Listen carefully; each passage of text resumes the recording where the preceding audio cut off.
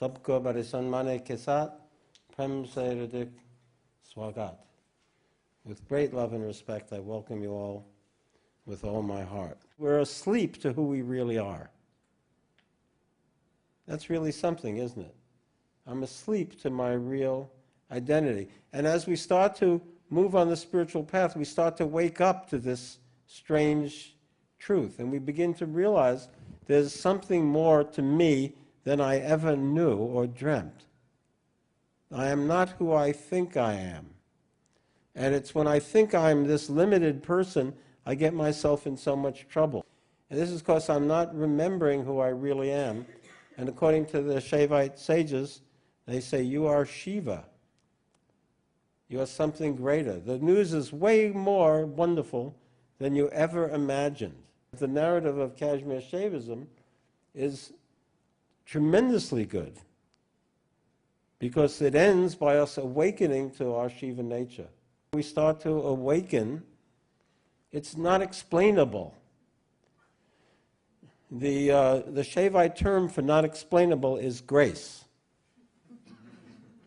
It means suddenly we start to become aware. A light goes on. We start to somehow wake up. And we get this understanding that there's something more. And then we start, as we start to awaken, we start to see the contours of this narrative, what the narrative really is. We thought it was one narrative. We thought it was a plot of a very dismal novel, probably a comic novel, or maybe a tragic novel.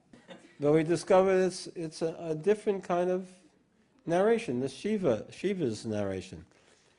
So this first statement, Chitti Svatantra Vishva Siddhi Hetuhu, I always want people to memorize this one. Chitti Svatantra. Chitti is consciousness. Svatantra is freely. Vishva, the Vishva is the world. Vishva Siddhi, the city of the universe. Hetuhu. So supreme Chitti creates the universe. Doesn't explain it. Says this whole universe is born from consciousness. Shemaraja, the author, is not trying to prove it. He's asserting it. He's affirming. He's saying, listen, this universe is created by consciousness.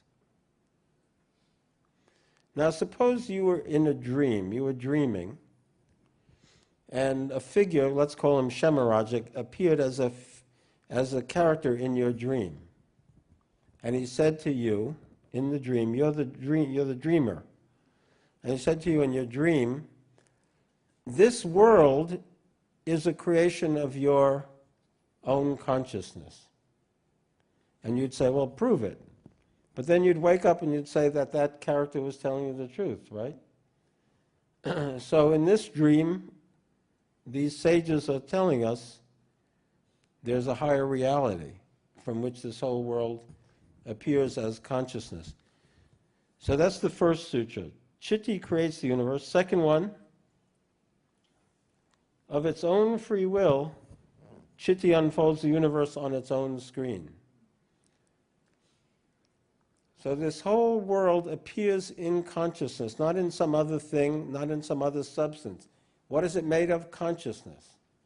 Just like in your own dream, everything takes place inside that, your own awareness. So this is what Shaivism says. It affirms this. This whole world is a play of consciousness. Now, would that have implications if you accepted this point of view? What would the implications of this be? It's worth contemplating. If you lived in a world of consciousness, now there's one more piece of the puzzle. Let's look at the third one. This is one of my favorite ones. Tanana anurupa graya grahaka bedad. That universe is manifold because of the differentiation of reciprocally adapted objects and subjects. There. It's all there. You get it? Now we'll meditate. That if you can think of universal consciousness, which is a consciousness that contains everything within itself, and then it splits apart into subjects and objects, into a subject and an object. And we each live this separated life. We are a subject in the world of objects. Those are the two worlds, the inner world and the outer world, right? I'm a subject and the world is object. In fact, I always like to say that in my universe there's only one subject but billions of objects. Isn't that true of you? There's only one subject in your universe. You. You are the subject of your whole universe. Isn't that a shocking statement? Billions of objects, millions of other people and things, objects, but only one subject, you, O Shiva. You alone are the subject of your universe. And so Shaivism says that universal consciousness makes this split of reciprocally adapted, that the subjects and objects fit together, that every subject goes around with an object. You go around with your objective field, your prakriti, your objective field. You wake up, and most of the time we're in a war with our objective field. We think, I want something from it. It's getting things from me. I hate this thing. And yet, really, when you look at it a certain way, it's your objective field. Every time you wake up, it's there. And it fills itself with different things. I don't know if I'm communicating this. But there are different people come into it, and they come and they go and so on. And all the time we're wrestling with this subjective field. But all the time it's an expression of my own awareness. When I'm asleep, it's not there. When I wake up, it's there again. Here it is. And I hate it if I can only improve it. Am I dramatizing it? And we're at war with ourselves. This is a profound struggle we're in with ourselves. That's what it is. We're in war with ourselves. So this is what Shaivism says. It's manifold because of the differentiation of reciprocally adapted objects and subjects. You should think about your objective field as your very own self. My projection. The world is as I see it. My projection. And start to give your objective field love. Give it love. Give it acceptance. Give it love and acceptance. See what happens. Try this out. It's an experiment. Hug it, yeah.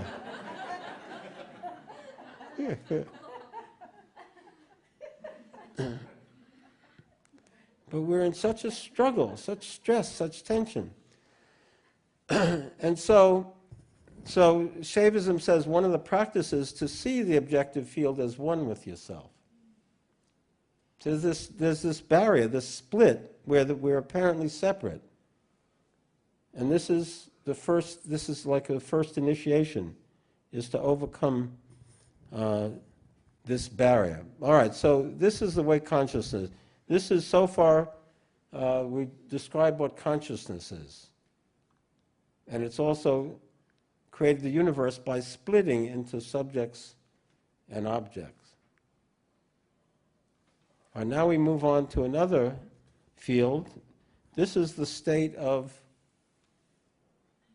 ignorance. So Shiva forgets who he is. Universal consciousness contracts, and here's one description of it. Garbe chitta vikaso vishishta vidya swapna. Ordinary knowledge or limited expansion of consciousness, which we could simplify this translation, which develops through the mind within the realm of Maya, is dreamlike and purely imaginary. Everything in your mind, everything that comes in your ordinary mind is imaginary, is delusional. Isn't that a comforting thought? Everything I think about with my mind, we don't have to be quite that extreme, but we should understand we pay a lot of, we give a lot of credence to our mind, but the mind's actually a dim bulb. It's a reducing valve. And it holds a very contracted view of reality. And it's a good tool, but there are higher ways of knowing. So this says that we should be a little suspicious of the understandings of our mind. If we live only in the mind, we live in a diminished universe. There's a much higher way of knowing. So this is the world of Shiva forgetting who he is. He lives in the mind. He becomes a mind. He judges things. He evaluates things, all with this kind of dim awareness. Here's another one on this state of ignorance, the state of consciousness. This is my favorite one. This I call the Depression Sutra, which shows how modern the Shaivite sensibility was even 1,000 years ago. He says, just as a plunderer carries away the valuables of the house, even so depression saps away the vitality of the body. Dr. Phil would love this. The depression proceeds from ignorance. And so when we feel depressed, all our vitality is sapped away. Our life force is drained away. When we haven't learned the art of keeping our minds in a certain condition, then our whole life energy is being ripped off. Then it makes the interesting statement, this depression proceeds from ignorance.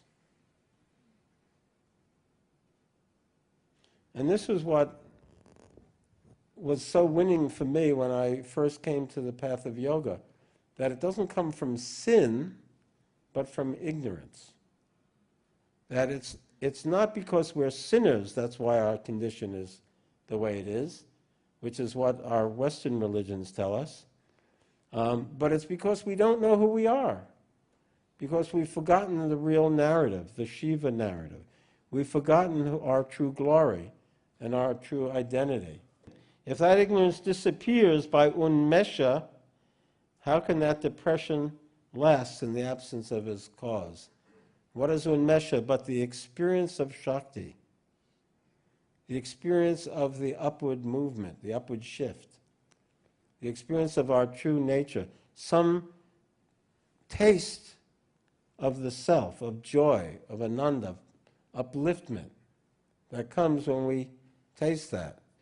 And even in mundane ways, when we have a little bit of pleasure, a little bit of fun, we feel much better about ourselves. We get less depressed. And this is only a tiny little bit of a taste, but if we experience the true essence of the self, we're lifted out of depression, and depression goes away. All our depression, if we know who we are, all our depression disappears. All our feelings of meaninglessness, worthlessness, hopelessness, despair disappear, because we're always in touch with a rejuvenating, a socket of energy.